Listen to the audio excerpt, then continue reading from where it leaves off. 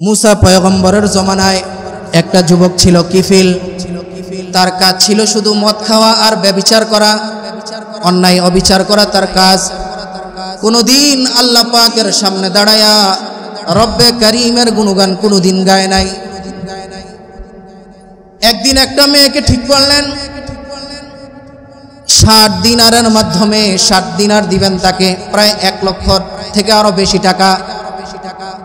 রাত্রিবেলায় যখন মেয়েটা আসলেন, আসার পরে দেখতেছেন কিফিল নামে যুবকটা তৈরি হইতেছেন, তার সাথে জিনা ব্যভিচারে লিপ্ত হবেন।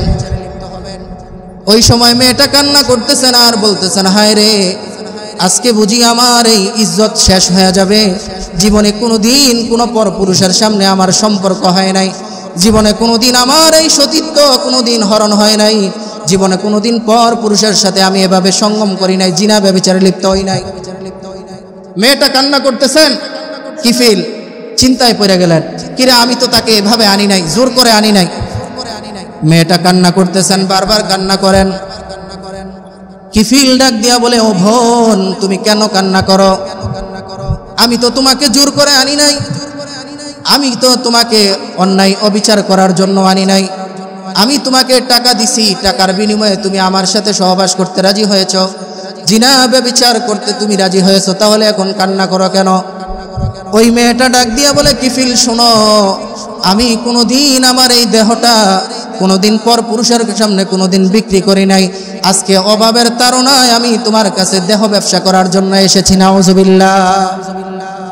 কিফিল তার কথাটা শুনে দিল নরম হয়ে গেল। কিফিল বলতেছে, বোন, আমি আজকে থেকে তওবা করলাম, আর জীবনে কোনোদিন অন্যায় অবিচার করব না, আর কোনোদিন এই মুখটাকে কোনোদিন মদের সাথে সম্পৃক্ত করব না, আর কোনোদিন অন্য কোনো মেয়ের ইজ্জত নিয়ে খেলা করব না। বোন, আমার জন্য একটু দোয়া করো, আল্লাহ রব্বুল আলামিন যেন আমার জীবনের গুনাহগুলো মাফ করে আমাকে আল্লাহ পাক হেদায়েত নসিব করে দেয়। ওই মেয়েটা তার জন্য দোয়া করে চলে আসলেন। কিছুক্ষণ পরে আল্লাহ রব্বুল আলামিন মালাকুল মউত তার কাছে পাঠিয়ে দিলেন, তার মৃত্যু হয়ে গেছে। মৃত্যু হওয়ার পরে এখন তো এলাকার প্রত্যেকটা মানুষ জানে তার মতো পাপিষ্ট, তার মতো গুনাহগার আর কেউ নাই, তার জানাজার নামাজ কে পড়াবে? কিন্তু মহান আল্লাহ রব্বুল আলামিন যেই কিফিল এতদিন পর্যন্ত তার কাজ ছিল অন্যায় করা, বিচার করা, জিনা ব্যভিচার করা, যেই মুহূর্তে সামান্য কিছু সময়ের ব্যবধানে রব্বে করিমকে ডাইকা বলতেছে, আল্লাহ, এতদিন অন্যায় করেছি, অবিচার করেছি, আজকে তওবা করি, আর জীবনে কোনোদিন এই ব্যভিচারে লিপ্ত হব না, আর জীবনে কোনোদিন আমি আমার এই জবান নিয়ে মদ পান করব না, আর জীবনে কোনোদিন অন্যায় অবিচার করব না। ওই মুহূর্তে যখন এই তওবাটা করেছেন, মহান আল্লাহ তার তওবাটা এত বেশি কবুল করেছেন, আল্লাহ রব্বুল আলামিন তার দরজার সামনে এভাবে লিখে দিলেন, কদ গফারতু লিল কিফিল, আমি আল্লাহ রব্বুল আলামিন কিফিলের তওবাটা এত বেশি কবুল করলাম, আমি আল্লাহ কিফিলের সমস্ত গুনাহগুলো মাফ করে আমি আল্লাহ এই কিফিল যুবককে জান্নাতের যুবক বানায় দিলাম। সুবহানাল্লাহ। এলাকার মধ্যে ছড়ায় গেল কিফিল মারা গেছে, কেউ রাজি না তার জানাজার নামাজ পড়াবেন। কিন্তু আল্লাহ রব্বুল আলামিন যখন তার দরজায় এভাবে লিখে দিলেন, সমস্ত মানুষেরা তার জানাজার নামাজ পড়ায়া তাকে দাফন দিয়েছেন। সুবহানাল্লাহ। আমার যুবক ভাইয়েরা, ওই কিফিলতা আমার মতো একটা যুবক। ও আমার যুবক ভাইয়েরা, আজকে যাদের মাধ্যমে মাদক সেবন করা হয়, আজকে যারা মাদকের সাথে, ব্যবসার সাথে সম্পৃক্ত, যারা মাদক সেবন করেন, যারা মাদকের গডফাদার, আমরাও তো ওই কিফিলের মতো একটা যুবক। আজকে যদি কিফিলের মতো তওবা করতে পারি, আল্লাহ, যেই সম্পদ আমি মাদকের মাধ্যমে, যেই বাড়ি আমি বানাইছি, আজকে তওবা করলাম আর জীবনে কোনোদিন মাদক বিক্রি করব না, আজকে তওবা করলাম আর কোনোদিন গাঁজা খাবো না, ইয়াবা খাবো না, হিরোইন খাবো না। যদি আজকে তওবা করতে পারি আর রব্বে করিমের সামনে মাথাটা ঝুঁকাইয়া দিতে পারি, ওই কিফিলকে আল্লাহ রব্বুল আলামিন যেমন ভাবে মাফ করেছেন, হে যুবক ভাই, আল্লাহ তাআলা আমাকে আপনাকে ওইভাবে মাফ করতে পারে। কি বলেন ঠিক কিনা? এই জন্য যুবকদের কাছ থেকে ওয়াদা গ্রহণ করতে চাই, ভাইয়েরা আপনি মুসলমানের সন্তান, আপনার দাম অনেক বেশি। এই জবানটাকে মদের সাথে লাগায়েন না, গাঁজার সাথে লাগায়েন না, হিরোইনের সাথে লাগায়েন না, এই মুখ দিয়া নাপাক বস্তু খেয়ে খেয়ে জান্নাতটা হারায়েন না। কি বলেন, ঠিক কিনা? এই জন্য যুবকদের হাতগুলো দেখতে চাই, আল্লাহকে সাক্ষী রেখে আজকে থেকে আমি আর কোনোদিন মাদক সেবন করব না। কে আছেন হাত উঠে দেখান। এই আয়াতের মধ্যে আল্লাহ তাআলা 4টা বিষয় আলোচনা করেছেন। কয়টা বিষয়ে? 1 নাম্বার হলো মদ, 1 নাম্বার হলো মদ মাদক, 2 নাম্বার হলো জুয়া, 2 নাম্বার হলো জুয়া, 3 নাম্বার হলো ওয়াল আজলাম মূর্তি পূজা, 3 নাম্বার হলো কি মূর্তি পূজা, 4 নাম্বার হলো তীরের মাধ্যমে লটারি ধরা। এই 4টা বিষয় আল্লাহ তাআলা এখানে আলোচনা করেছেন। আর এই 4টা বিষয় আল্লাহ তাআলা এই আয়াতের মাধ্যমে চূড়ান্তভাবে হারাম ঘোষণা করেছেন। চূড়ান্তভাবে কি করেছেন? হারাম। মদ এবং মাদক, যার প্রভাবে আজকে আমাদের দেশের অনেক যুবক আজকে মাদকের সাথে সম্পৃক্ত হওয়ার কারণে, নেশার সাথে সম্পৃক্ত হওয়ার কারণে ধ্বংসের ধার প্রান্তে পৌঁছে গেছে। কি বলেন, ঠিক কি ঠিক না? আল্লাহর হাবিব সাল্লাল্লাহু আলাইহি ওয়াসাল্লাম আবু হুরায়রা রাদিয়াল্লাহু তাআলা আনহু থেকে হাদিস বর্ণিত। হযরত আবু হুরায়রা রাদিয়াল্লাহু তাআলা আনহু তিনি বলেন, মদ এটা আরবের মধ্যে একটা এমন খাবার ছিল যেটা সম্ভ্রান্ত মানুষ থেকে শুরু করে অধিকাংশ মানুষ মদ পান করতেন।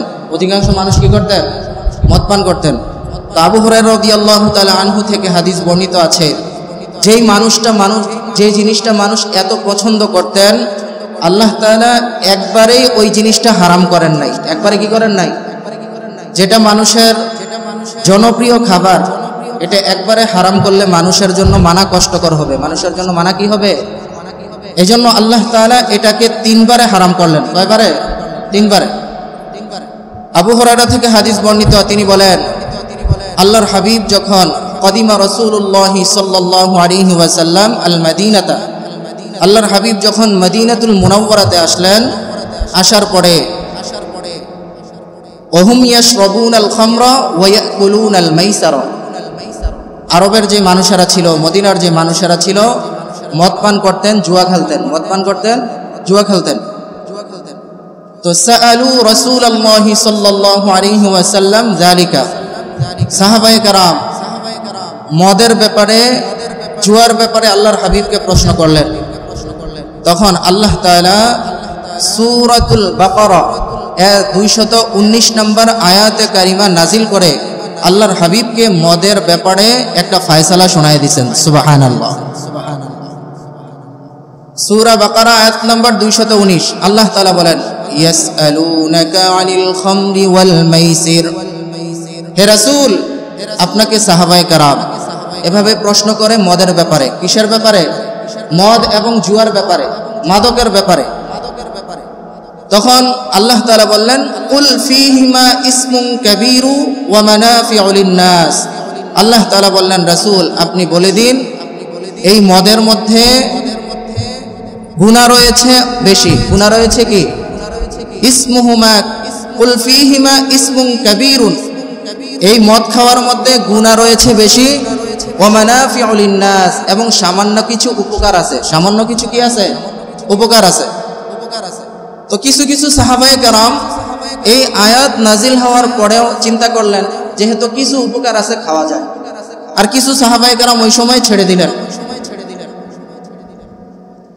তখন আব্দুর রহমান ইবনে আউফ রাদিয়াল্লাহু তাআলা আনহু তিনার বাসায় এক সময় মুহাজির সাহাবীদেরকে দাওয়াত করলেন। দাওয়াত করার পরে, খাবারের পরে সাহাবায়ে কেরাম মদ পান করলেন।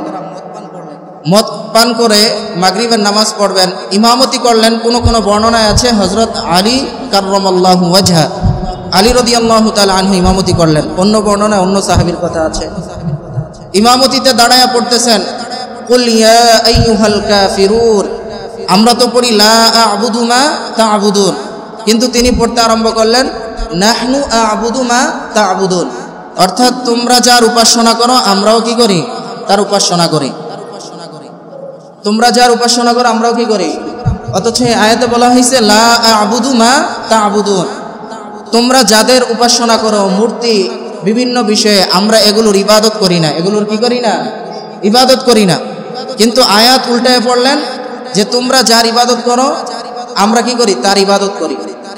তো সাথে সাথে আল্লাহ তাআলা সূরা নিসার 43 নম্বর আয়াতে কারিমা আল্লাহ তাআলা নাজিল করে দিয়েছেন। সুবহানাল্লাহ। আল্লাহ তাআলা বলেন ইয়া আইয়ুহাল্লাযীনা আমানু লা তাকরাবুস সালাতা ওয়া আনতুম সুকারা হাত্তা তা'লামু মা তাকুলুনা ওয়ালা জুনুবান ইল্লা আবিরি সাবিলিন হাত্তা তাগতাসিলু। আল্লাহ তাআলা বললেন হে ঈমানদারেরা, মদ খাওয়ার পরে ততক্ষণ নামাজে দাঁড়ায়ও না, নামাজের কাছেও যায়ও না যতক্ষণ না তোমাদের থেকে নেশা দূর হয়ে যায়। সুবহানাল্লাহ। ওই আয়াত নাজিল হওয়ার পরে সাহাবায়ে কেরামের অনেকজনেই মদ ছেড়ে দিলেন, কিন্তু কিছু কিছু সাহাবায়ে কেরাম চিন্তা করলেন নামাজের সময় খেতে নিষেধ করছেন, নামাজের বাহিরে তো খাওয়া কিনা নিষেধ না। দুই দল সাহাবী একদিন মদ খেয়ে বংশ পরম্পরা নিয়ে আলোচনা করতে গিয়ে, গর্ব করতে গিয়ে যে আমার বংশের এই পাওয়ার আছে, আমার বংশের এই পাওয়ার আছে, আমার এই পাওয়ার আছে, মারামারি শুরু হয়েছে। তো আল্লাহ তাআলা মদ হারাম হওয়ার যেই ফাইনাল যে আয়াত সূরা মায়েদার 90 নম্বর আয়াতে কারিমা আল্লাহ নাজিল করেছেন। সুবহানাল্লাহ। আল্লাহ তাআলা বলেন ইয়া আইয়ুহাল্লাযীনা আমানু ইন্নামাল খামরু ওয়াল মাইসিরু ওয়াল আনসাবু ওয়াল আজলামু রিজসুম মিন আমালিশ শাইতান। আল্লাহ তাআলা বললেন হে ঈমানদারেরা, নিশ্চয় মদ এবং জুয়া এবং মূর্তির উপাসনা এবং তীর নিক্ষেপ করে যে সমস্ত ভাগ্য নির্ধারণ করা হয় এগুলোকে মহান আল্লাহ তাআলা হারাম করেছেন। সুবহানাল্লাহ। আবু তালহা রাদিয়াল্লাহু তাআলা আনহুর বাড়িতে হযরত আনাস রাদিয়াল্লাহু তাআলা আনহু তিনি ছিলেন, মেহমানদারি করাইতেছিলেন। যখন এই আয়াতে কারিমা নাজিল হলো, মদিনার মধ্যে একজন ঘোষণা করতেছিলেন, তখন আবু তালহা বললেন আনাস মেহমানদারি পরে করো, কে যেন ঘোষণা করতেছে মদিনার মধ্যে। তখন আনাস রাদিয়াল্লাহু তাআলা আনহু বাইরে বের হলেন, একজন ঘোষণা করতেছেন আলা ইন্নাল খামরা ক্বাদ হুররিমা। একজন সাহাবী ঘোষণা করতেছেন সাবধান সাবধান, আল্লাহ রাব্বুল আলামিন কিন্তু আজকে থেকে মদ খাওয়াকে চিরতরে হারাম ঘোষণা করেছেন। সুবহানাল্লাহ। আনাস রাদিয়াল্লাহু তাআলা আনহু বললেন যেই মুহূর্তে সাহাবী এভাবে ঘোষণা করতেছেন সাবধান সাবধান, আল্লাহ তাআলা মদ কিন্তু চিরতরে হারাম ঘোষণা করেছেন, জুয়াকে হারাম ঘোষণা করেছেন। আনাস বলতেছেন আমি দেখলাম মদিনার অলিতে গলিতে মদের এভাবে বন্যা ভাসতেছে। সুবহানাল্লাহ। আনাস আয়েশা বলতেছেন ও আবু তালহা, আল্লাহ তাআলা সূরা মায়েদার 90 নম্বর আয়াতে কারিমা নাজিল করে আল্লাহ রাব্বুল আলামিন মদকে চিরতরে হারাম ঘোষণা করেছেন। আবু তালহা ডাক দিয়া বলে ও আল্লাহর নবীর সাহাবী, মহান রব যেই জিনিসকে হারাম করেছেন এই জিনিস আর আমাদের এই মুখ দিয়ে আর কোনোদিন খাবো না।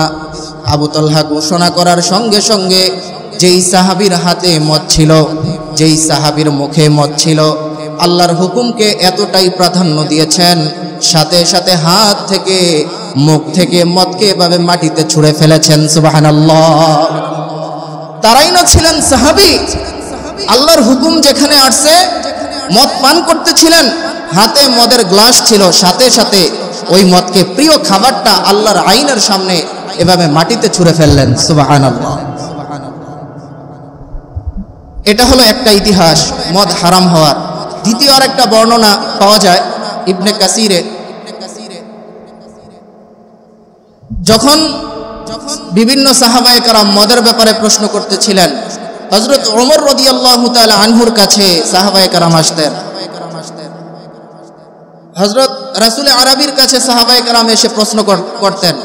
ওই সময় ওমর রাদিয়াল্লাহু তাআলা আনহু তিনি মনে মনে দোয়া করতেন আল্লাহ তাআলার কাছে, আল্লাহুম্মা বাইয়িন লানা ফীহি শাফিয়ান, হে আল্লাহ এই মদের ব্যাপারে আমাদেরকে, আল্লাহুম্মা বাইয়িন লানা ফিল খামরি শাফিয়ান, আমাদেরকে মদের ব্যাপারে একটা সুস্পষ্ট ফয়সালা দেন। প্রথমে ওই সূরা বাকারার 219 নম্বর আয়াতে কারিমা নাজিল হয়। তা আবার হযরত ওমর দোয়া করতে থাকেন। দ্বিতীয়বার এভাবে যে সূরা নিসার 43 নম্বর আয়াতে কারিমা নাজিল হয়, হযরত ওমর আবারও দোয়া করেন, আল্লাহুম্মা বাইয়িন লানা ফিল খামরি, হে আল্লাহ মদের ব্যাপারে আপনি সুস্পষ্ট একটা বিধান নাজিল করে দেন। সঙ্গে সঙ্গে আল্লাহ রাব্বুল আলামিন সূরা মায়েদার 90 নম্বর আয়াতে কারিমা নাজিল করে আল্লাহ তাআলা মদ এবং জুয়াকে আল্লাহ চিরতরে হারাম করে দেন। সুবহানাল্লাহ। হযরত ওমর মিম্বরে দাঁড়ায়া বলতেছেন, হে নবীর সাহাবীরা, আজকে থেকে শোনো, এই যে এই জিনিসগুলো মদ, এই জিনিসগুলো মদ, এই জিনিসগুলো হারাম। এই হাদিসের শেষে হযরত ওমর মদের একটা সীমানা নির্ধারণ করলেন, কাকে মদ বলে। একটা ওই 1400 বছর আগে মদের একটা কি মাপকাঠি হবে এটা একটা নির্ধারণ করে গেলেন। হযরত ওমর বলতেছেন, কুল্লু মুসকিরিন খামরুন ওয়া কুল্লু মুসকিরিন হারামুন। আল্লাহ হযরত সাহাবী হযরত ওমর রাদিয়াল্লাহু তাআলা আনহু বলতেছেন, শোনো, মদ হলো ওই জিনিস, কিয়ামত পর্যন্ত যত মাদক দ্রব্য আসবে ওই সবগুলোকে মদ বলা হবে, সবগুলো মদের অন্তর্ভুক্ত হবে। অর্থাৎ যার ভিতরে নেশা সৃষ্টি হবে, নেশা পাওয়া যাবে, যেই জিনিস খাইলে এভাবে আকলের বিঘ্ন ঘটবে, যেই জিনিস খাইলে সেন্স ঠিক থাকবে না, আজকে থেকে ওই জিনিসটাকেই মদ বলে ঘোষণা করা হয়েছে। সুবহানাল্লাহ। মদ হলো ওই জিনিস, যেই জিনিস খাইলে আকল নষ্ট হয়ে যায়। যেই জিনিস খাইলে কি হয়? আকল নষ্ট হয়ে যায়। যেই জিনিস খাইলে আকল নষ্ট হয় এটাকে বলে মদ। এটাকে কি বলে? মদ। আজকে আমাদের দেশে মদকে রাষ্ট্রীয়ভাবে লাইসেন্স দেওয়া হয়। মদের ব্যাপারে রাষ্ট্রীয়ভাবে কি দেওয়া হয়? লাইসেন্স দেওয়া হয়। কিন্তু মাদকের ব্যাপারে, মাদক নির্মূলের ক্ষেত্রে রাষ্ট্রীয়ভাবে যথা চেষ্টা করা হয় যেন মাদক নির্মূল করা যায়। অথচ হযরত ওমর বললেন এবং আল্লাহর হাবিব নির্ধারণ করে দিলেন, মদ হলো ওই জিনিস যেটা খাইলে কি হয়? আকল নষ্ট হয়। যেটা খাইলে কি হয়? আল্লাহ তাআলা মানুষকে আশরাফুল মাখলুকাত বানিয়েছেন, আশরাফুল মাখলুকাত বানিয়েছেন শক্তির কারণে না, বিশাল দেহ বিশিষ্ট হওয়ার কারণে না। তাদেরকে আল্লাহ তাআলা আকলে সলিম দান করেছেন, নির্ভরযোগ্য একটা আকল দিয়েছেন, ভালো মন্দ বুঝার মতো একটা বিষয় তাদেরকে আল্লাহ তাআলা দান করেছেন, যেগুলো কুকুরের মধ্যে নাই, যেগুলো শুকুরের মধ্যে নাই, যেগুলো অন্যান্য প্রাণীর মধ্যে নাই। যেই আকলটা আল্লাহ তাআলা মানুষদেরকে দিয়েছেন, এই আকল অন্য কোনো প্রাণীকে দেন নাই। কি বলেন, ঠিক কিনা? এই জন্য কুকুর আর শুকুর এদের কোনো জিনা ব্যভিচারের ক্ষেত্রে, সহবাস করার ক্ষেত্রে রাস্তা নাই, ঘাট নাই। যেখানে মনে চায় ওখানেই কি করতে পারে, এভাবে কুকুর কুকুরনি এভাবে সহবাস করতে পারে। কি বলেন, ঠিক কিনা? কিন্তু মানুষকে আল্লাহ তাআলা আকল দেওয়ার কারণে মানুষ চাইলে যেখানে সেখানে জিনা ব্যভিচারে লিপ্ত হতে পারে না। কি বলেন, ঠিক কি ঠিক না? এর কারণ মানুষকে আল্লাহ আকল দিছেন।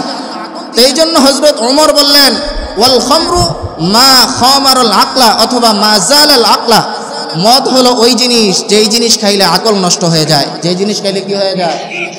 আমাদের তথাকথিত সমাজ ব্যবস্থা এই মাদক দ্রব্যকে দুইটা নাম দিয়েছে। একটা হলো মদ, যেটা লিকুইড জাতীয় হয়, আরেকটাকে নাম দিয়েছে মাদক। আরেকটাকে নাম দিয়েছে কি? মাদক। মাদক যেমন হিরোইন, গাঁজা, আফিফ, এরপরে বিভিন্ন ধরনের বর্তমান বের হয়েছে এলএসডি, যেটা বাবা, যেটা কি বাবা। তো ইসলাম ১৫০০ বছর আগে মাদক কাকে বলে এটার একটা ফর্মুলা দিয়েছেন, যে ওই জিনিসকে মাদক বলে যে জিনিস খাইলে আকলের বিঘ্ন ঘটে, যে জিনিস খাইলে সেন্স হারিয়ে ফেলে, এটাকেই মদ বলে। এটাকে কি বলে? মদ বলে। এখন যেই সমস্ত মানুষেরা মদ খাবে তাদের কি শাস্তি হবে? তাদের কি শাস্তি হবে? আল্লাহর হাবিব সাল্লাল্লাহু আলাইহি ওয়াসাল্লাম বলতেছেন, যে ব্যক্তি এভাবে কি খাবে? মদ খাবে। মান শারিবাল খামরা ফিদ দুনিয়া, যে ব্যক্তি দুনিয়ার জীবনে মদ পান করবে, দুনিয়ার জীবনে কি করবে? মদ পান করবে। মান শারিবাল খামরা ফিদ দুনিয়া সুম্মা লাম ইয়াতুব মিনহা, যে ব্যক্তি দুনিয়ার জমিনে মদ পান করবে এবং তার থেকে তওবা করবে না, হুরিমাহা ফিল আখিরা, আল্লাহর হাবিব বলতেছেন তার জন্য জান্নাতের মদ পান করা হারাম হয়ে যাবে। নাউজুবিল্লাহ। এখন কইবেন হুজুর জান্নাতে কি মদ দিবে? হ্যাঁ, আল্লাহ তাআলা যারা জান্নাতে যাবে তাদের জন্য একটা মদের নহর আল্লাহ তৈরি করে দিবেন। সুবহানাল্লাহ। জান্নাতের নহর সমূহের মধ্যে একটা নহর হলো কি? মদের নহর। ওখানে দুনিয়ার যে পচা মদ এগুলো না, ওখানে স্পেশাল ভাবে জান্নাতি মানুষের জন্য আল্লাহ তৈরি করবেন। ওয়া আনহারুম মিন খামরিল লাযযাতিল লিশারিবিন, আল্লাহ তাআলা জান্নাতের মধ্যে যারা এই দুনিয়ার মধ্যে মদ খাওয়া থেকে নিজের এই মুখকে হেফাজত করতে পারবে, নেশা জাতীয় দ্রব্য গ্রহণ করা থেকে নিজেকে বাঁচাইতে পারবে, আল্লাহ তাআলা ওই সমস্ত মানুষদের জন্য জান্নাতে স্পেশাল মদের নহর আল্লাহ এভাবে তৈরি করে দিবেন। সুবহানাল্লাহ। আল্লাহর হাবিব বলতেছেন যারা মদ খাবে, অন্য হাদিসের মধ্যে এসছে যারা মদ খাবে একবার খাওয়ার পরে আবার তওবা করে, বারবার খাওয়ার পরে বারবার তওবা করে, যেভাবে তিনবারের উপরে খেয়ে ফেলে অথবা বারবার মদ খেতে থাকে, আল্লাহ রাব্বুল আলামিন এদেরকে এমন পরিমাণ শাস্তি দান করবেন, জাহান্নামের মধ্যে যখন যাবে পানির তৃষ্ণায় কলিটা ফেটে যাবে। জাহান্নামের শাস্তিগুলো তাদের জন্য অনেক কঠিন বেশি হবে। তারা চিন্তা করবে আল্লাহ যদি আমাদেরকে একটি পানীয় দ্রব্য একটু খাওয়াতেন। আল্লাহ রাব্বুল আলামিন ওই মদ পানকারীদেরকে আল্লাহ রাব্বুল আলামিন জাহান্নামের মধ্যে জাহান্নামীরা পচে পচে এভাবে আগুনে পুড়ে পুড়ে তাদের রক্ত গোশতগুলো থেকে পুঁজ বের হবে। আল্লাহ রাব্বুল আলামিন যারা দুনিয়ার জমিনে মদ পান করেছে, যারা দুনিয়ার জমিনে মদ খেয়েছে, বারবার খেয়েছে,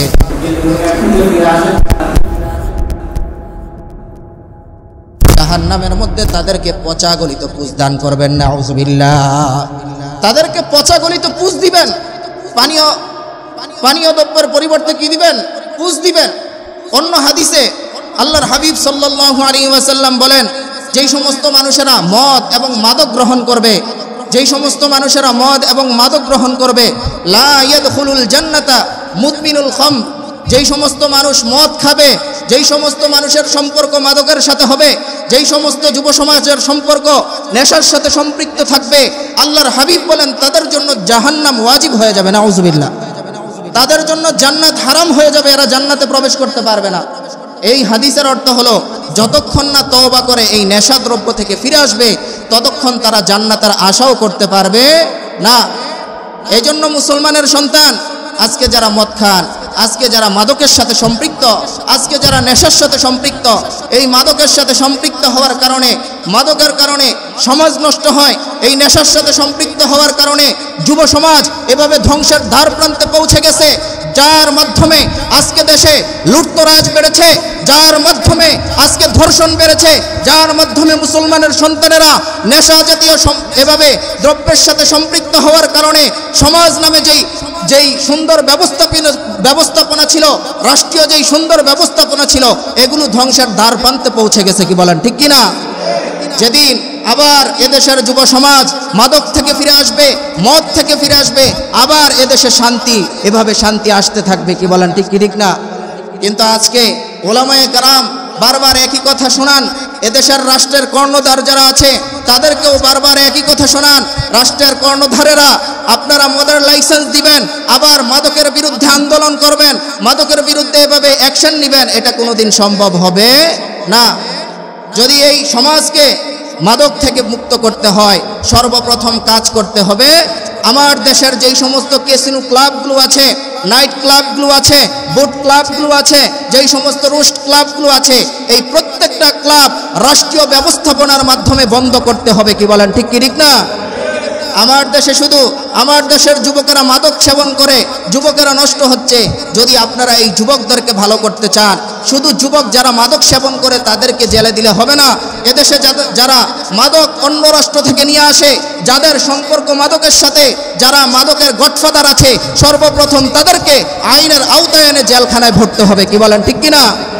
যেদিন এই দেশের ভিতরে রাষ্ট্রীয়ভাবে যারা অন্য দেশ থেকে মদ, মাদক, ইয়াবা, হিরোইন, গাঁজা এই সমস্ত মাদক জাতীয় দ্রব্য এভাবে কি করে সাপ্লাই করে, সর্বপ্রথম গডফাদারদেরকে ধরতে পারবেন। রাষ্ট্রীয় ব্যবস্থাপনায় আমার দেশের র্যাব, আমার দেশের পুলিশ, আমার দেশের বিডিআর এবং আর্মি সমস্ত ফোর্স মিলে যদি চিন্তা করে এদেশে মাদক রাখবে না, এদেশের যুব সমাজকে মাদক থেকে বাঁচাইবে, তাহলে সর্বপ্রথম বলবো যারা মাদক পাচার করে, যারা অন্য দেশ থেকে মদ সাপ্লাই করে, সর্বপ্রথম তাদের ব্যাপারে এভাবে সিদ্ধান্ত গ্রহণ করতে হবে। কি বলেন, ঠিক কিনা?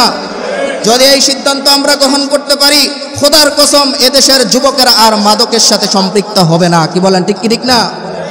আপনারা যারা মাদকের গডফাদার, যারা মাদক সাপ্লাই করে তাদেরকে কিছু বলবেন না, যারা মাদক খায় তাদেরকে শাস্তির আওতায় আনবেন। খোদার কসম কোনোদিনও মাদক বন্ধ করা সম্ভব হবে না। এজন্য আমাদের রাষ্ট্র যারা পরিচালনা করবেন, আপনাদের কাছে আমাদের এক নম্বর দাবি, রাষ্ট্রীয়ভাবে যে ক্যাসিনো ক্লাবগুলো আছে ওইগুলোর মধ্যে যে মদের আড্ডাখানা আছে, এক নম্বর কাজ হলো এই ক্যাসিনো ক্লাবগুলো বন্ধ করতে হবে। কি বলেন, ঠিক কি ঠিক না?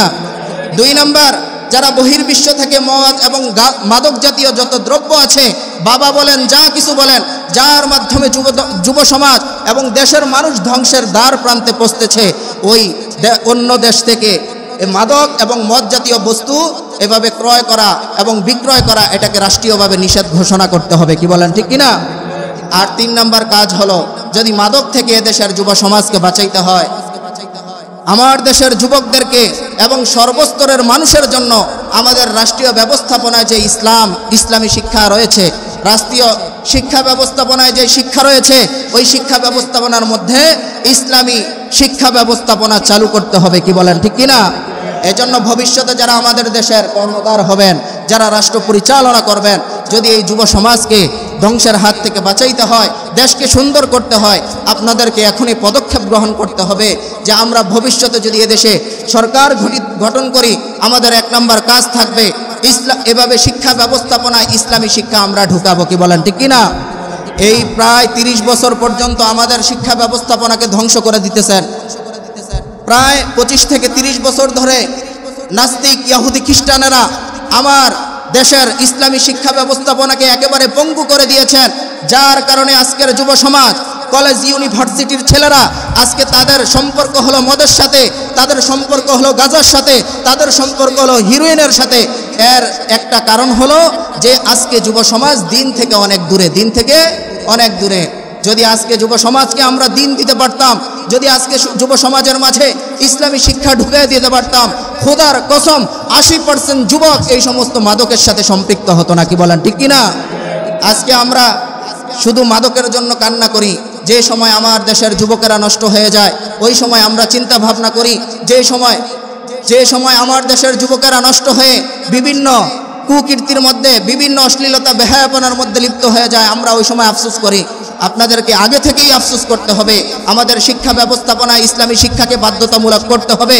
যদি করা হয় 80% যুবক মাদক থেকে বাঁচবে, এবার ইয়াবা, নেশা, যত ধরনের বস্তু আছে এগুলো থেকে বাঁচবে। আমার দেশের ধর্ষণ আস্তে আস্তে দিন দিন বন্ধ হতে থাকবে। কি বলেন, ঠিক কিনা?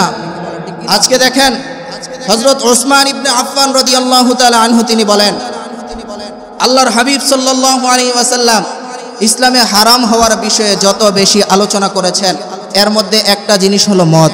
এই ব্যাপারে রাসূল এত কঠিন কথা বলেছেন, আমার জানা মতে অন্য বিষয়ে এত কঠিন কথা বলছেন কিনা আমি জানি না। হযরত ওসমান রাদিয়াল্লাহু তাআলা আনহু তিনি বললেন, ইজতানিবুল খামরা, তোমরা মদ থেকে বেঁচে থাকো। তোমরা মদ থেকে কি করো? বেঁচে থাকো। কেন? ফাইন্নাহা উম্মাল খাবাইস, কেননা মদ হলো সমস্ত পাপের মূল। মদ হলো সমস্ত পাপের মূল। দেখেন মদ সমস্ত পাপের মূল কিভাবে? যারা মদ খায় তাদের সেন্স ঠিক থাকে না। তাদের কি থাকে না? সেন্স ঠিক থাকে না। যারা নেশা করে, মাদকের সাথে যারা সম্পৃক্ত, রাত্র 2টা-3টা বাজে গিয়া অন্য মানুষের দরজা কি লাথি মারে, এমনও ঘটনা আছে না নাই? নেশার সাথে সম্পৃক্ত হওয়ার কারণে আজকে যেই সমস্ত জাতি নিজেদেরকে মনে করেন উন্নত দেশে বসবাস করে, পশ্চিমা যেই দেশগুলো আছে, ইউরোপ, আমেরিকা, ওই সমস্ত দেশে মদ এবং মাদক এটা ওপেন হওয়ার কারণে দেখা যায় কখনো কখনো সন্তানের হাতে তার মা ধর্ষিত হয়। কি বলেন, ঠিক কিনা? এভাবে বাবার হাতে তার সন্তান, কন্যা মেয়ে ধর্ষিত হয়। কি বলেন, ঠিক কি ঠিক না? এর কারণ হলো মদ খাওয়া। এই কারণ হলো কি? মদ খাওয়া। মদ খাইলে, মাদক সেবন করলে সেন্স ঠিক থাকে না। আজকে যেই যুবকটা মদ খাইতেছে, সে নিজেই শুধু ধ্বংস হচ্ছে না, তার কারণে তার পরিবারটাও ধ্বংস হইতেছে, তার কারণে তার পরিবার কি হইতেছে, ধ্বংস হইতেছে। তাফসীরে ইবনে কাসিরে এসেছে, হযরত উসমান ইবনে আফফান বলেন, যারা মদ খাবে, মদ হলো সমস্ত পাপের মূল। পূর্বেকার যুগে একজন আবেদ ছিল, আবেদ আল্লাহর ইবাদত দিয়ে জীবনকে সাজাইছে। একদিন তার উপরে একজন নষ্ট মহিলার এভাবে দৃষ্টি পড়েছে। ওই নষ্ট মহিলা তাকে বারবার খবর পাঠাইয়া বলে, যাও ওই আবেদকে আমার কাছে আসার জন্য বলো। আবেদ গেলেন, যাওয়ার পরে এভাবে এসেছে, একটি দুইটি দরজা বারবার কয়েকটি দরজা বন্ধ করার পরে সে যখন নর্তকী মহিলার কাছে গেলেন, যাওয়ার পরে নর্তকী মহিলা বললেন, আপনাকে আমি সাক্ষী দেওয়ার জন্য আনি নাই, আপনাকে আমার সাথে 3টা কাজ করতে হবে। যদি আপনি করেন তাহলে এখান থেকে বাইর হইতে পারবেন, অন্যথায় বাইর হইতে পারবেন না। 1 নম্বর কাজ হলো, এখানে 3টা জিনিস রাখা আছে। 1 নম্বর হলো মদ, 2 নম্বর হলো শিশু একটা বাচ্চা। আপনি যদি মদ পান করেন তাহলে আপনি বের হতে পারবেন। 2 নম্বর হলো আপনি যদি এই ছোট্ট বাচ্চাটাকে হত্যা করেন আপনি বের হতে পারবেন। 3 নম্বর হলো আমার সাথে যদি জিনা করেন, জিনা ব্যভিচারে লিপ্ত হয়ে যান, তাহলে এভাবে আপনি আমার এখান থেকে বের হতে পারবেন। আল্লাহর ওলি ডাক দিয়া বললেন, আমি তো এই কাজে আসি নাই। বললেন, আপনি এই কাজে আসেন নাই, কিন্তু এখন আর বের হতে পারবেন না। আল্লাহর ওলি চিন্তা করলেন, জিনা ব্যভিচার করা এবং মানুষ হত্যা করা থেকে তো এভাবে মদ পান করাটা আরো একটু সহজ কাজ। এই জন্য আল্লাহর ওলি মদ পান করলেন। যখন এই মদ পান করলেন, মদের নেশায় তার আকল যখন বিগড়ে গেল, দেখতেছেন পাশে মহিলা সুন্দর দেখা যায়, সাথে সাথে জিনা ব্যভিচারের মধ্যে লিপ্ত হয়ে গেলেন। নাউজুবিল্লাহ। যেই মুহূর্তে জিনা ব্যভিচারের মধ্যে লিপ্ত হয়ে গেলেন, ওই সময় একটা ছোট্ট বাচ্চা কান্নাকাটি করতেছেন, আর তার দিলের ভিতরে জাগ্রত হয়েছে, হায় রে আমি এই গুনার কাজটা কিভাবে করলাম। যেই সময় দেখলেন ছোট্ট বাচ্চাটা কান্নাকাটি করতেছে, সাথে সাথে ওই সামনে অগ্রসর হয়ে ছোট্ট বাচ্চাটাকে হত্যা করে দিলেন। এই জন্য ওসমান রাদিয়াল্লাহু তাআলা আনহু বললেন, হে দুনিয়ার মানুষেরা, মদ হলো সমস্ত পাপের মূল। যদি মদ দুনিয়ার সমস্ত পাপের মূল না হতো, মদ পান করার পরে আল্লাহর ওলি এভাবে মদ পান করার পরে জিনা ব্যভিচারে লিপ্ত হয়েছেন। 2 নম্বর কাজ হলো মদ পান করার পরে ছোট্ট বাচ্চাটাকে হত্যা করেছেন। কি বলেন, ঠিক কি ঠিক না? এই জন্য আমার দেশে যেই সমস্ত যুবকেরা মদ পান করে, মাদকের সাথে সম্পৃক্ত, দেখা যায় যত চুরি ডাকাতি, যত ধরনের খুন লুটতরাজ আছে, এই সমস্ত কাজগুলো আমার দেশের মাদক সেবনকারী ওই সমস্ত যুবকদের মাধ্যমেই বেশি সংগঠিত হয়। কি বলেন, ঠিক কিনা? আর আওয়াজ করে বলেন, ঠিক কিনা? কারণ মদ মাদক এগুলো সেবন করার ফলে মানুষের আকল কি হয়ে যায়, নষ্ট হয়ে যায়। ওই সময় তার ব্রেন কাজ করে না। মানুষ হওয়ার পরেও কুকুর আর শুকুরের চাইতে নিকৃষ্ট কাজ সে করে। কি বলেন, ঠিক কি ঠিক না? এই জন্য আমার দেশের কর্ণধার যারা হবেন তাদের কাছে আমাদের আবদার, আমাদের অনুরোধ, এভাবে ভবিষ্যতে যখন আপনারা সরকার গঠন করবেন, এদেশের মাদক থেকে আমার যুব সমাজকে বাঁচাইতে হলে, আমার দেশকে ধ্বংসের ধার প্রান্ত থেকে রক্ষা করতে হলে, তাহলে আর কাল বিলম্ব নয়। 1 নম্বর কাজ হলো জুয়ার আসরগুলো বন্ধ করে দিতে হবে। 2 নম্বর কাজ হলো মদের বিক্রয় যারা করে, যারা গডফাদার আছে, মাদকের গডফাদারদেরকে রাষ্ট্রীয় আইন ব্যবস্থাপনায় তাদেরকে রাষ্ট্রীয়ভাবে কারাগারে ভরতে হবে। কি বলেন, ঠিক কিনা? 3 নম্বর, আমাদের যে শিক্ষা ব্যবস্থাপনা আছে, ওই শিক্ষা ব্যবস্থাপনায় কোরআনের শিক্ষা, ইসলামী শিক্ষাকে বাধ্যতামূলক করতে হবে। কি বলেন, ঠিক কিনা? রাইবেন আর এদেশের যুব সমাজ থেকে এদেশের কল্যাণ কামনা করবেন। খোদার কসম, এদেশে কোনোদিন ভালো কিছু হবে না। কি বলেন, ঠিক কিনা? আজকে সমাজে যেই সমস্ত দর্শন হয়, লুট হয়, হে মুসলমান যুবকেরা, আজকে আমি আর আপনি মদের সাথে এভাবে মাদকের সাথে সম্পৃক্ত হওয়ার কারণে আমার দেশের এক শ্রেণীর হায়নারা আজকে আমার মুসলিম বোনের উপরে নির্যাতন করতেছে, মুসলমানদের উপরে স্টিম রোলার চালাইতেছে। কি বলেন, ঠিক কি ঠিক না? আজকে যুব সমাজ নেশার সাথে সম্পৃক্ত হওয়ার কারণে আজকে আমার দেশে মুসলমানদের উপরে এভাবে ইসকন নামে যেই জঙ্গি সংগঠন আছে, আমার মুসলমান কন্যা সন্তানদেরকে 13 বছরের মেয়েদেরকেও তারা এভাবে দর্শনের হাত থেকে রেহাই দেয় নাই। কি বলেন, ঠিক কি ঠিক না? এজন্য আমার দেশের যুবকদেরকে এভাবে কি হতে হবে, ইসলাম যেভাবে বলেছেন এভাবে নিজেকে পরিচালনা করতে হবে, কোরআন সুন্নাহ ভিত্তিক নিজেকে সাজাইতে হবে। তাহলে ইনশাআল্লাহ আশা করা যায় আমাদের মাধ্যমে দিন প্রতিষ্ঠা হবে, প্রত্যেকটা মানুষ তার অধিকার ফিরে পাবে। কি বলেন, ঠিক কি ঠিক না? আমার দেশের প্রশাসনকে বলতে চাই, আপনারা যারা এদেশের প্রশাসন আছেন, প্রত্যেকটা জাতির ক্ষেত্রে ইনসাফের সাথে বিচার করুন। এদেশে হিন্দু থাকবে, বৌদ্ধ থাকবে, খ্রিস্টান থাকবে, প্রত্যেক ধর্মের মানুষ এদেশে নির্বিঘ্নে চলাচল করবে। মুসলমান, ইহুদি, খ্রিস্টানের এবং যারা অন্য ধর্মের আছে তাদের সাথে কাঁধে কাঁধ মিলিয়ে চলবে।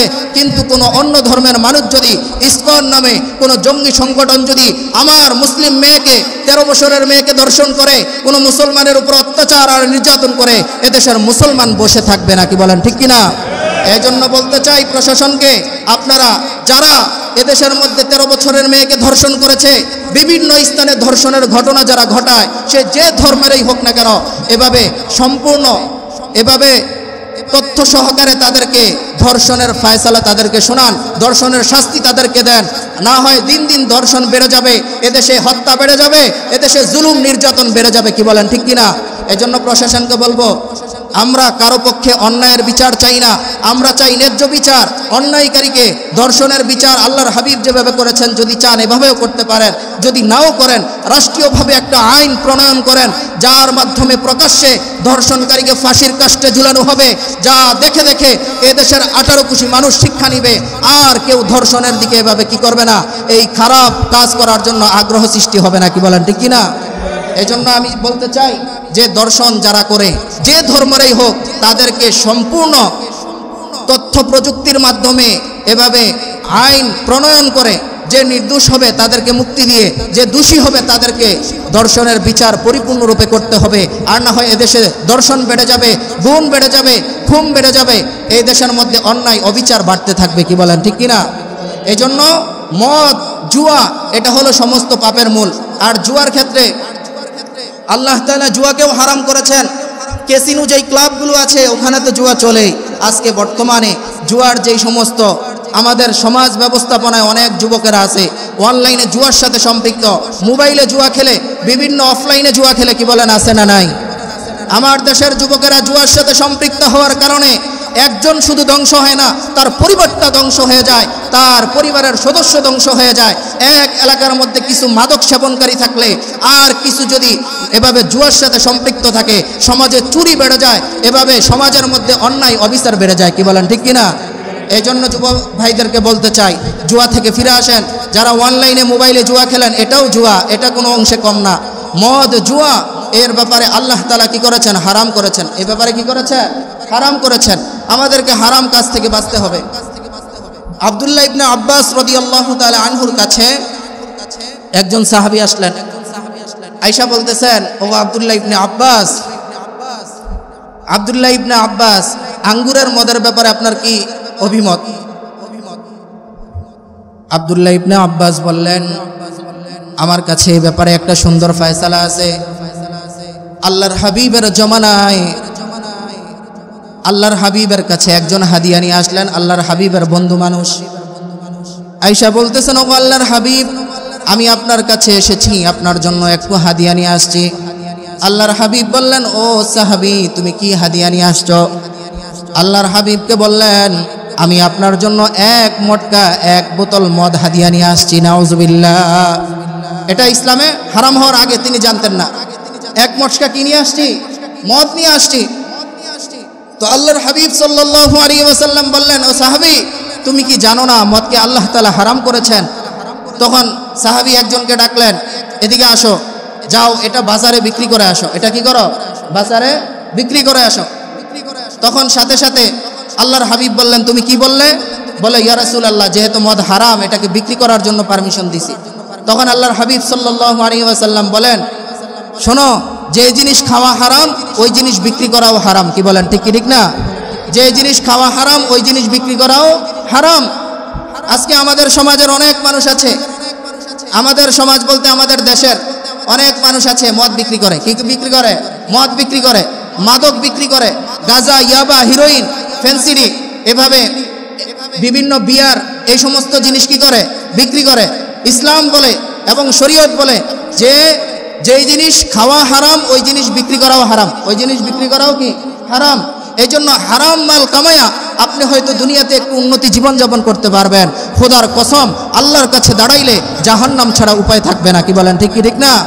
এই জন্য যুব সমাজকে বলতে চাই, যারা মাদক বিক্রি করেন, যারা মাদক সেবন করেন, আপনারা প্রত্যেকেই প্রতিজ্ঞা করেন যেই জিনিস আল্লাহ হারাম করেছেন এই জিনিসের এই হারাম টাকা দিয়ে আমি বড়লোক হইতে চাই না, এই হারাম পয়সা দিয়া আমি মালদার হইতে চাই না, আমার বাড়ি করতে চাই না, গাড়ি করতে চাই না। কি বলেন, প্রতিজ্ঞা করতে পারি কি পারি না?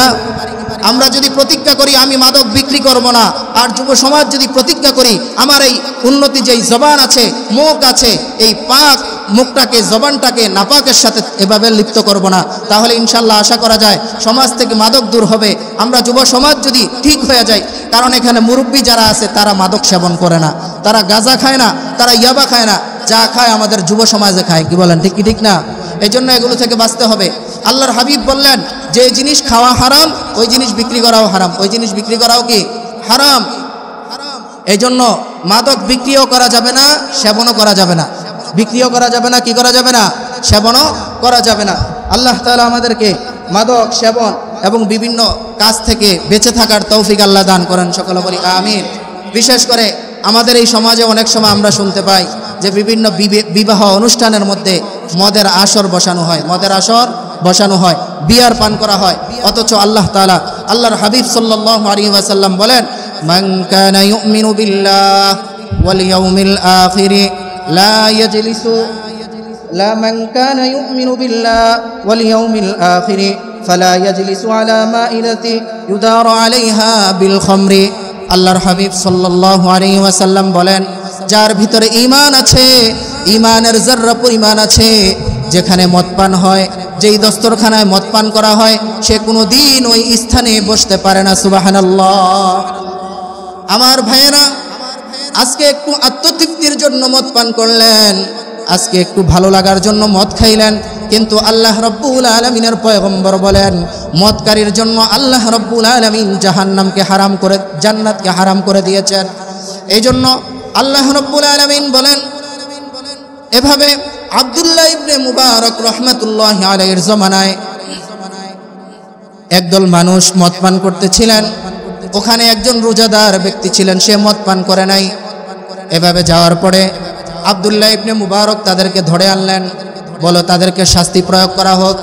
একজন বললেন ও আব্দুল্লাহ ইবনে মুবারক, এই যে মানুষটা দেখেছেন সে কিন্তু মদ পান করে নাই, সে রোজা রেখেছে, তাকেও কি শাস্তি দেব? আব্দুল্লাহ ইবনে মুবারক বলেন সর্বপ্রথম তুমি তাকেই শাস্তি দাও, কারণ হলো সে কি আল্লাহর আয়াত জানে না। কারণ আল্লাহ রাব্বুল আলামিন কুরআনুল কারীমে বলেন ওয়ালা তাকউদু ওয়াকাদ নাযালা আলাইকুম ফিল কিতাবি আন ইযা সামি'তুম আয়াতিল্লাহি ইউকফারু বিহা ওয়া ইউস্তাহজাউ বিহা ফালা তাকউদু মা'আহুম হাত্তা ইয়াখুযু ফি হাদীসিন গায়রি। আল্লাহ রাব্বুল আলামিন বলেন যে স্থানে আল্লাহর কালামকে নিয়ে ঠাট্টা করা হয়, যে স্থানে আল্লাহর হুকুমকে নিয়ে ঠাট্টা করা হয়, কোনো ইমানদারের জন্য উচিত না ওই স্থানে বসা। কি বলেন, ঠিক কি ঠিক না? এই জন্য সমাজের যারা আছেন, যেই স্থানে মদের আসর বসে, যেই বিবাহ অনুষ্ঠানে মদ পান করা হয়, আপনাদেরকে বলতে চাই আপনারা যারা দায়িত্বশীল আছেন ওই বিবাহ শাদীতে আপনারা যাবেন না। কারণ হলো ওখানে যদি যান তাহলে আল্লাহর হুকুম আর রাসূলের হুকুমের বিরোধিতা করা হবে। কি বলেন, ঠিক কি না? এই জন্য যুব সমাজকে আজকে আমরা মাদক নিয়ে যেই স্লোগান দিয়েছি, রাষ্ট্রীয়ভাবে যেই স্লোগান মাদক এদেশ থেকে নিষিদ্ধ করতে হবে, আমি বলতে চাই শুধু মাদক নিষিদ্ধ করলে এদেশের যুব সমাজ ধ্বংসের দ্বার প্রান্ত থেকে ফিরে আসবে না। খোদার কসম মাদকের পাশাপাশি মদকেও রাষ্ট্রীয়ভাবে নিষিদ্ধ ঘোষণা করতে হবে। কি বলেন, ঠিক কিনা? রাষ্ট্রীয়ভাবে যুব সমাজ কথা বলে না, যুব সমাজ কথা বলে না, বলেন রাষ্ট্রীয়ভাবেও মদকে নিষিদ্ধ করতে হবে। আপনারা একমত কিনা বলেন? আমরা চাই রাষ্ট্রীয়ভাবে এদেশে মদকে নিষিদ্ধ করতে হবে। ক্যাসিনো যেই ক্লাবগুলোর মধ্যে মদ চলে, জুয়া চলে, ওই ক্যাসিনো ক্লাবগুলোকে রাষ্ট্রীয়ভাবে বন্ধ ঘোষণা করতে হবে। কি বলেন, ঠিক কিনা? তারপরেই এদেশের যুব সমাজকে ধ্বংসের দ্বার প্রান্ত থেকে রক্ষা করা সম্ভব হবে। কি বলেন, ঠিক কি ঠিক না? এজন্য যুবক ভাইয়েরা, আপনার দাম আল্লাহর কাছে কত বেশি। এখনো সময় আছে। যারা মাদকের সাথে সম্পৃক্ত হয়েছেন, আপনি এখনো পচে যান নাই। যারা মাদক ব্যবসার সাথে সম্পৃক্ত হয়েছেন, এখনো আল্লাহর কাছে আপনি দাম কমে যায় নাই, এখনো সময় আছে, তওবা করেন। ওই কিফিল নামে এক যুবক মুসা আলাইহিস সালাতু ওয়াস সালামের জমানায় ছিল।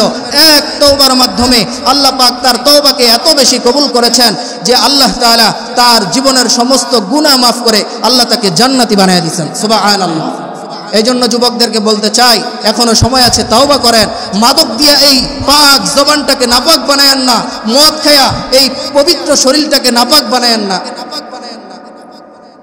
মুসা পয়গম্বরের জমানায় একটা যুবক ছিল কিফিল। তার কাজ ছিল শুধু মদ খাওয়া আর ব্যভিচার করা, অন্যায় অবিচার করা তার কাজ। কোনোদিন আল্লাহ পাকের সামনে দাঁড়ায়া রব্বে কারীমের গুণগান কোনোদিন গায় নাই। একদিন একটা মেয়েকে ঠিক করলেন, 60 দিনারের মাধ্যমে 60 দিনার দিবেন তাকে, প্রায় 1 লক্ষ থেকে আরো বেশি টাকা। রাত্রিবেলায় যখন মেয়েটা আসলেন, আসার পরে দেখতেছেন কিফিল নামে যুবকটা তৈরি হইতেছেন, তার সাথে জিনা ব্যভিচারে লিপ্ত হবেন। ওই সময় মেয়েটা কান্না করতেছেন আর বলতেছেন, হায় রে, আজকে বুঝি আমার এই ইজ্জত শেষ হয়ে যাবে।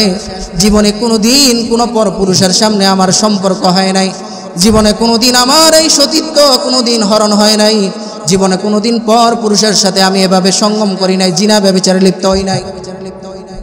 আজকে সমাজ ব্যবস্থাপনায় যখন মানুষ যাকাত দেওয়া বন্ধ করে দেয়, সমাজের গরিব শ্রেণীর যে মেয়ে ছেলেরা আছে তারা জিনা ব্যভিচারে লিপ্ত হয়। কি বলেন, ঠিক কিনা? মানুষ যখন যাকাত দেওয়া বন্ধ করে দেয়, গরিব শ্রেণীর যেই সমস্ত মেয়েরা আছে দেহ ব্যবসার মতো যেই সমস্ত জঘন্য কাজ আছে এটার মধ্যে লিপ্ত হয়। এর কারণ হলো আমাদের ধনী মানুষ যারা আছে পরিপূর্ণ হিসাব করে করে যাকাত দেয় না। কি বলেন, ঠিক কিনা? যদি আমার দেশে প্রত্যেকটা মানুষ যাকাত হিসাব করে করে দিত, তাহলে এদেশের গরিব আর গরিব থাকতো না, প্রত্যেকটা মানুষ স্বাবলম্বী হয়ে এই গুনাহের পথ আর বেছে নিত না। কি বলেন, ঠিক কিনা? এজন্য আল্লাহর সামনে যারা ধনী আছে পরিপূর্ণ হিসাব করে করে যাকাত দেয় না, এদেরও হিসাব দিতে হবে। কি দিতে হবে? হিসাব দিতে হবে। মেয়েটা কান্না করতেছেন, কিফিল চিন্তায় পড়ে গেলেন, কিরে আমি তো তাকে এভাবে আনি নাই, জোর করে আনি নাই। মেয়েটা কান্না করতেছেন, বারবার কান্না করেন। কিফিল ডাক দিয়া বলে, ও বোন, তুমি কেন কান্না করো? আমি তো তোমাকে জোর করে আনি নাই, আমি তো তোমাকে অন্যায় অবিচার করার জন্য আনি নাই। আমি তোমাকে টাকা দিছি, টাকার বিনিময়ে তুমি আমার সাথে সহবাস করতে রাজি হয়েছ, জিনা ব্যভিচার করতে তুমি রাজি হয়েছ, তাহলে এখন কান্না করো কেন? ওই মেয়েটা ডাক দিয়া বলে, কিফিল শোনো, আমি কোনোদিন আমার এই দেহটা কোনোদিন পর পুরুষের সামনে কোনোদিন বিক্রি করি নাই। আজকে অভাবের তাড়নায় আমি তোমার কাছে দেহ ব্যবসা করার জন্য এসেছি। নাউজুবিল্লাহ। কিফিল তার কথাটা শুনে দিল নরম হয়ে গেল। কিফিল বলতেছে, বোন, আমি আজকে থেকে তওবা করলাম, আর জীবনে কোনোদিন অন্যায় অবিচার করব না, আর কোনোদিন এই মুখটাকে কোনোদিন মদের সাথে সম্পৃক্ত করব না, আর কোনোদিন অন্য কোনো মেয়ের ইজ্জত নিয়ে খেলা করব না। বোন, আমার জন্য একটু দোয়া করো, আল্লাহ রব্বুল আলামিন যেন আমার জীবনের গুনাহগুলো মাফ করে আমাকে আল্লাহ পাক হেদায়েত নসিব করে দেয়। ওই মেয়েটা তার জন্য দোয়া করে চলে আসলেন। কিছুক্ষণ পরে আল্লাহ রব্বুল আলামিন মালাকুল মউত তার কাছে পাঠিয়ে দিলেন। তার মৃত্যু হয়ে গেছে। মৃত্যু হওয়ার পরে এখন তো এলাকার প্রত্যেকটা মানুষ জানে তার মতো পাপিষ্ঠ, তার মতো গুনাহগার আর কেউ নাই, তার জানাজার নামাজ কে পড়াবে? কিন্তু মহান আল্লাহ রব্বুল আলামিন যেই কিফিল এতদিন পর্যন্ত তার কাজ ছিল অন্যায় করা, বিচার করা, জিনা ব্যভিচার করা, যেই মুহূর্তে সামান্য কিছু সময়ের ব্যবধানে রব্বে কারীমকে ডাইকা বলতেছে, আল্লাহ এতদিন অন্যায় করেছি, অবিচার করেছি, আজকে তওবা করি, আর জীবনে কোনোদিন এই ব্যভিচারে লিপ্ত হব না, আর জীবনে কোনোদিন আমি আমার এই জবান নিয়ে মদ পান করব না, আর জীবনে কোনোদিন অন্যায় অবিচার করব না। ওই মুহূর্তে যখন এই তওবাটা করেছেন, মহান আল্লাহ তার তওবাটা এত বেশি কবুল করেছেন, আল্লাহ রব্বুল আলামিন তার দরজার সামনে এভাবে লিখে দিলেন, কদ গফারতু লিল কিফিল, আমি আল্লাহ রব্বুল আলামিন কিফিলের তওবাটা এত বেশি কবুল করলাম, আমি আল্লাহ কিফিলের সমস্ত গুনাহগুলো মাফ করে আমি আল্লাহ এই কিফিল যুবককে জান্নাতের যুবক বানায় দিলাম। সুবহানাল্লাহ।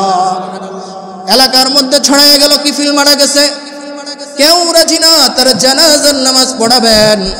কিন্তু আল্লাহ রাব্বুল আলামিন যখন তার দরজায় এভাবে লিখে দিলেন, সমস্ত মানুষেরা তার জানাজার নামাজ পড়ায়া তাকে দাফন দিয়েছেন। সুবহানাল্লাহ।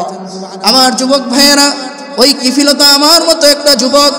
ও আমার যুবক ভাইয়েরা, আজকে যাদের মাধ্যমে মাদক সেবন করা হয়, আজকে যারা মাদকের সাথে ব্যবসার সাথে সম্পৃক্ত, যারা মাদক সেবন করেন, যারা মাদকের গডফাদার, আমরাও তো ওই কিফিলের মতো একটা যুবক। আজকে যদি কিফিলের মতো তওবা করতে পারি, আল্লাহ, যেই সম্পদ আমি মাদকের মাধ্যমে, যেই বাড়ি আমি বানাইছি, আজকে তওবা করলাম আর জীবনে কোনোদিন মাদক বিক্রি করব না। আজকে তওবা করলাম আর কোনোদিন গাঁজা খাবো না, ইয়াবা খাবো না, হিরোইন খাবো না। যদি আজকে তওবা করতে পারি আর রব্বে করিমের সামনে মাথাটা ঝুঁকিয়ে দিতে পারি, ওই কিফিলকে আল্লাহ রাব্বুল আলামিন যেমন ভাবে মাফ করেছেন, হে যুবক ভাই, আল্লাহ তাআলা আমাকে আপনাকে ওইভাবে মাফ করতে পারে। কি বলেন ঠিক কিনা? এই জন্য যুবকদের কাছ থেকে ওয়াদা গ্রহণ করতে চাই, ভাইয়েরা, আপনি মুসলমানের সন্তান, আপনার দাম অনেক বেশি। এই জবানটাকে মদের সাথে লাগায়েন না, গাঁজার সাথে লাগায়েন না, হিরোইনের সাথে লাগায়েন না। এই মুখ দিয়া নাপাক বস্তু খেয়ে খেয়ে জান্নাতটা হারায়েন না। কি বলেন ঠিক কিনা? এই জন্য যুবকদের হাতগুলো দেখতে চাই, আল্লাহকে সাক্ষী রেখে আজকে থেকে আমি আর কোনোদিন মাদক সেবন করব না। কে আছেন হাত উঠায় দেখান? এদের হাত উঠায় না, অনেকে খাইব। হাত উঠান। আল্লাহ তাআলা যুবকদেরকে কবুল করেন, সকলে বলি আমিন। এদের অনেকে যারা উঠান নাই এখনো, হাত উঠান, হাত উঠান। আল্লাহ তাআলা কবুল করেন, সকলে বলি আমিন। আল্লাহ তাআলা আমার এই যুব সমাজকে মাদক থেকে হেফাজত করেন, মদ, ইয়াবা, গাঁজা, এই সমস্ত নেশা জাতীয় বস্তু থেকে আল্লাহ হেফাজত করেন, সকলে বলি আমিন। আমার ভাইয়েরা, আপনার দাম আল্লাহর কাছে অনেক বেশি, যুবকের দাম আল্লাহর কাছে অনেক বেশি। আল্লাহর হাবিব বলেন, যেই যুবকেরা আল্লাহর ভয়ে আল্লাহর জন্য গুনাহ ছাড়বে, যেই যুবকেরা আল্লাহর মহব্বতে জীবনকে পরিচালনা করবে, যেই যুবকেরা অন্যায় বিচার করবে না, যৌবনকালটা ইবাদতে কাটাইবে, আল্লাহর হাবিব বলতেছেন, সাবআতুন ইউজিল্লিহিমুল্লাহু ফি জিল্লিহি ইয়াউমা লা জিল্লা ইল্লা জিল্লুহু। আল্লাহর হাবিব বলেন, আল্লাহ রাব্বুল আলামিন ময়দানে মাহশারে যখন সূর্যটা মাথার উপরে চলে আসবে, সমস্ত নবীরা পর্যন্ত নাফসি নাফসি করে কান্না করবে, সমস্ত পয়গম্বরেরা পর্যন্ত নাফসি নাফসি করে কান্না করবে। যেই যুবকেরা দুনিয়ার জমিনে এই নাপাক বস্তুগুলো খায় নাই, আল্লাহর হুকুমের নাফরমানি করে নাই, আল্লাহর হুকুমের সামনে নিজেকে ঢুকাইয়া দিছে, আল্লাহ রাব্বুল আলামিন ওই কঠিন মুহূর্তে ডেকে ডেকে বলবেন, ও আমার যুবকেরা, আমার বান্দারা, দুনিয়ার জমিনে নাপাক বস্তু খাও নাই, আমি আল্লাহর ইবাদত থেকে দূরে সরে যাও নাই, আজকে আসো আমি আল্লাহ তোমাদেরকে আরশের নিচে স্থান দিয়া তোমাদেরকে ধন্য করে দেই। সুবহানাল্লাহ। এই জন্য যুবক ভাইয়েরা, আমরা জান্নাতে যেতে চাই তো ইনশাআল্লাহ? যদি যেতে চাই, এই মাদক থেকে বাঁচতে হবে, আমি বাঁচতে হবে, আমার সমাজের যুবকদেরকে বাঁচাইতে হবে, আল্লাহর গোলামি দিয়ে নিজেকে সাজাইতে হবে, তাতেই আমি আপনি আল্লাহর তৈরি জান্নাতের মেহমান হতে পারবো। যেই কথাগুলো হলো, আল্লাহ তাআলা আমাকে অথবা আপনাদের সকলকে মানার, আমল করার তৌফিক দান করেন, সকলে বলি আমিন। আমার সমাজকে, আমার দেশকে, আমার জাতিকে আল্লাহ তাআলা এই মাদক এবং নেশা জাতীয় সমস্ত বস্তু থেকে হেফাজত করেন। জুয়া এবং যেই সমস্ত জিনিস আল্লাহ হারাম করেছেন, সমস্ত হারাম থেকে বাঁচার তৌফিক দান করেন, সকলে বলি আমিন। যারা সুন্নত পড়েন নিচের রেখা সুন্নত করেন।